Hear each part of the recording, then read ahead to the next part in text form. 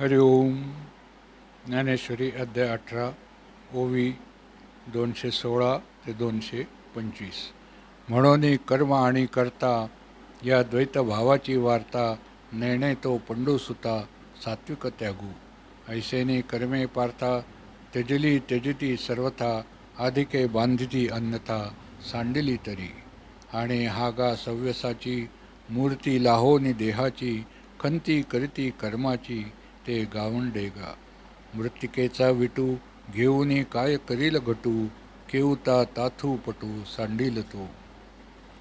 देवीची वन्नित्व अंगी आणि उभे उभगणे आगी की तो दीपू प्रभे लागी द्वेषू करील काही. हिंगू त्रासिला घाणी तरी कैचे सुगंधत्व आणि द्रवपण सांडणी पाणी के राहे ते. तैसा शरीराचे आभासे नांद तू जव असे तव कर्म त्यागाचे पिसे काहीसे करी.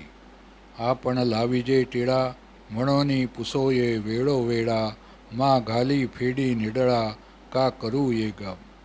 तैसे विहित स्वय आदरिले म्हणून त्यजू ये त्यजिले परी कर्मची देह आतले ते का सांडी लगा. जे श्वासोश्वासावरी होत निजेलिया ही वरी काही न करणे याची परी होती जयाची. हरिओम. अर्थ. म्हणून अर्जुना, ज्या तागात कर्म व कर्ता या द्वैतभावाची वार्ता देखील कानावर येत नाही त्याला सात्विक त्याग असे म्हणतात. अर्जुना, अशा रीतीने कर्मे टाकली असता ती पूर्णपणे टाकली जातात व त्याहून अन्य रीतीने टाकली असता ती अधिक बांधतात. आणि अरे अर्जुना, देहाची मूर्तीच होऊन जे कर्म करण्याचा कंटाळा करतात ते अज्ञानी होत. मातीचा कंटाळा करून मडके काय करील, वस्त्रतंतूचा त्याग कोटचा करील. त्याचप्रमाणे अग्नीच्या अंगी अग्निपणा असून तो उष्णतेला कसा कंटाळेल, अथवा तो दिवा प्रकाशाचा द्वेष करू शकेल काय. हिंग जरी उग्रवासास कंटाळला असला तरी सुवासिकपणा कोठून आणेल. पाणी ओलेपणा सोडून कसे राहील. त्याप्रमाणे हा विहित कर्माचा त्याग करणारा जोपर्यंत शरीराच्या आकाराने व्यवहार करीत आहे तोपर्यंत कर्मत्यागाचे वेळ तरी काय कामाचे.